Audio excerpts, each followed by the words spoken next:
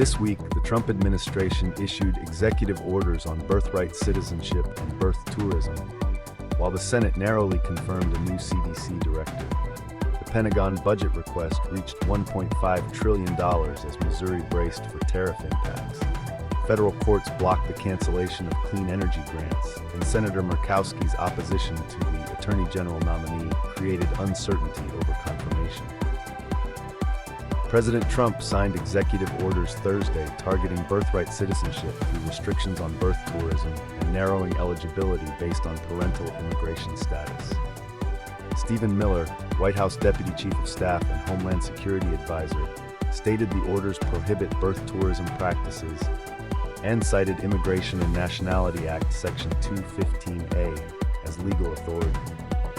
Ineligible groups would include those designated as alien enemies, members of foreign terrorist organizations, and individuals lobbying for foreign governments. Trump claimed hundreds of thousands exploit birth tourism annually, though Solicitor General John Sauer acknowledged exact figures remain uncertain. The orders represent the administration's latest attempt to reshape birthright citizenship after the Supreme Court blocked a similar effort in June. Legal challenges are expected. The Senate has confirmed Dr. Erica Schwartz as director of the Centers for Disease Control and Prevention in a narrow 51 to 44 vote. President Trump nominated Schwartz for the role, and her confirmation hearing focused on vaccine policy and potential political pressure on agency decisions. Schwartz brings extensive public health experience, including service as a Navy occupational medicine physician and Deputy Surgeon General. One Democrat, Tim Kaine of Virginia, voted in favor of her confirmation.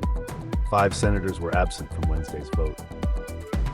The CDC directorship oversees disease tracking, public health data management, and vaccination guidance. Schwartz's confirmation reflects deep partisan divisions over the agency's independence and direction. President Trump has requested a $1.5 trillion Pentagon budget, representing a 42% increase over the previous year.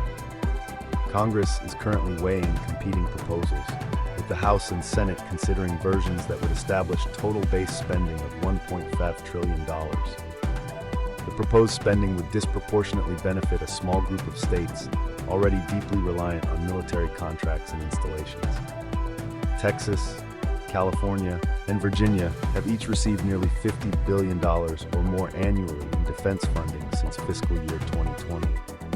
Texas defense installations alone contributed approximately $150 billion to the state economy in 2025 and supported roughly 628,000 jobs. 8 states exceeded 5% reliance on military spending for their economic output in fiscal year 2024. The geographic concentration of defense spending has prompted debate over whether military budgets should prioritize national security or serve as economic development policy. President Trump's administration has imposed a 50% tariff on select Canadian imports, including automobiles, alcohol, dairy products, and manufactured goods. The move threatens a critical revenue stream for Missouri's economy. Canada absorbs nearly 1/3 of the state's total exports, making Missouri uniquely vulnerable to trade disruptions. U.S. importers, not foreign producers, bear the tariff burden, effectively raising costs for American businesses and consumers. Both the United States and Canada have signaled openness to negotiation, and analysts note that both governments have substantial economic interests in avoiding a prolonged trade conflict. The immediate outlook depends on whether U.S.-Canada negotiations yield a modified tariff schedule or temporary relief within weeks. Federal courts have dealt a significant legal blow to the Trump administration's effort to cancel billions in climate and clean energy funding. The Federal Appeals Court ruled Tuesday that the EPA cannot terminate $20 billion in clean energy grants awarded to nonprofits. The same day, another appellate court restored an injunction blocking EPA Administrator Lee Zeldin's decision to withdraw Biden-era grants. A separate ruling Monday ordered the EPA to reinstate $1.6 billion in climate justice grants. The lawsuits were led by the Sustainability Institute and included 11 nonprofits in 6 cities as plaintiffs. The EPA has 1 week to file an appeal to the Supreme Court. Courts have concluded the agency lacks unilateral authority to cancel grants once Congress has appropriated funds and made commitments to recipients. The confirmation of Todd Blanche as U.S. Attorney General faces serious uncertainty in the Senate after Alaska Republican Lisa Murkowski announced she will vote against his nomination. Murkowski cited concerns about the Justice Department's direction, including its handling of the Epstein files, a proposed compensation fund for alleged victims of political prosecutions, and IRS immunity arrangements for President Trump. Maine Republican Susan Collins also opposes Blanche. Republicans hold a Senate majority with approximately 49 members expected to support him, but multiple defections complicate the path forward. Kentucky Republican Mitch McConnell is recovering from a fall, leaving his vote uncertain. Louisiana Republican Bill Cassidy remains undeclared.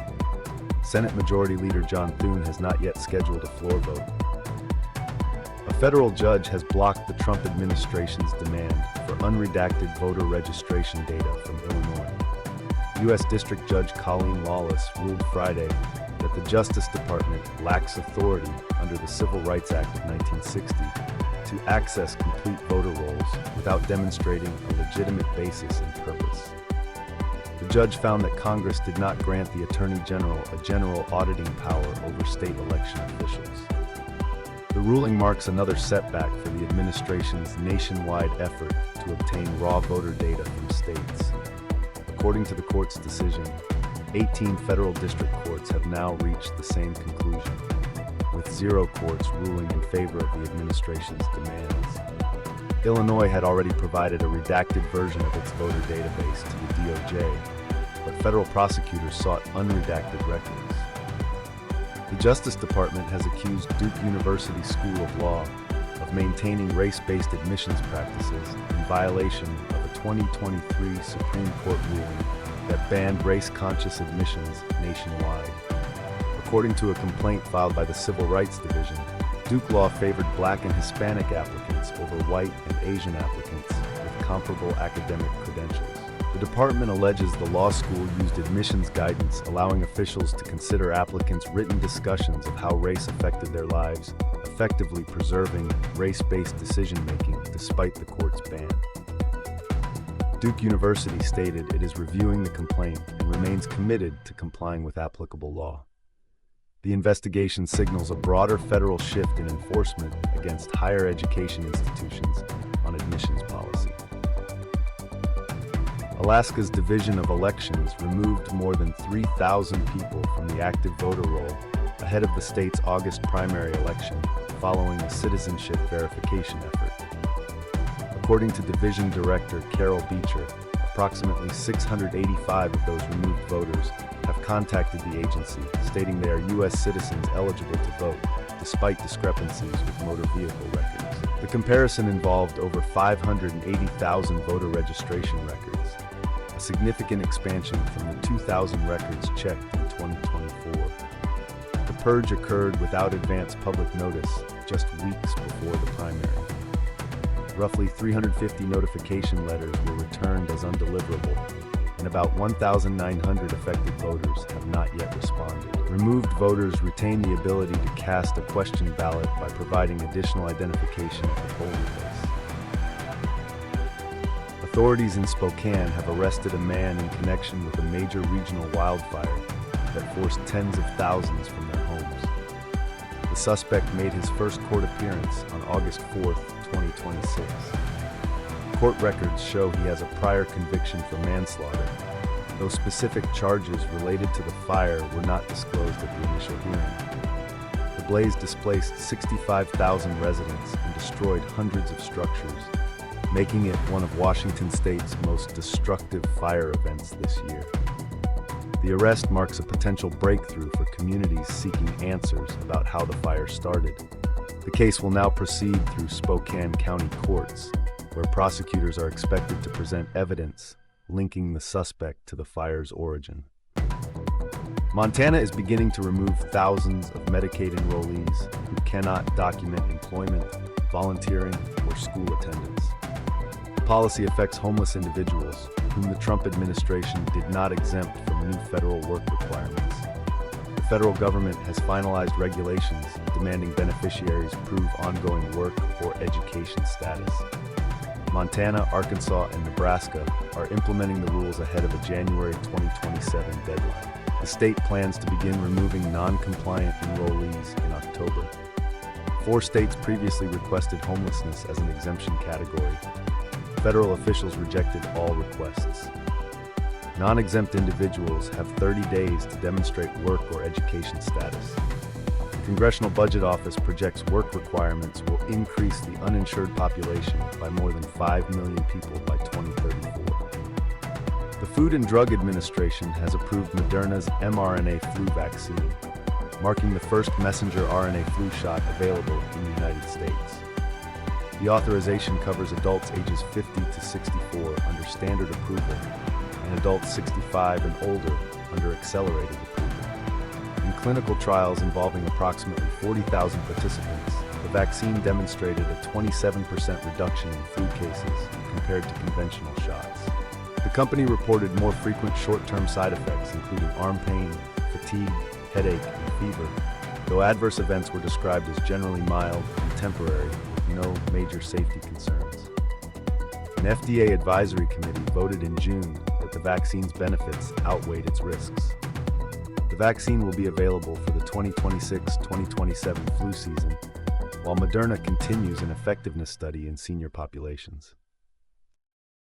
That's the week from the American Star News. For complete coverage of every story in this briefing, visit theamericanstarnews.com and subscribe so you never miss the weekly review.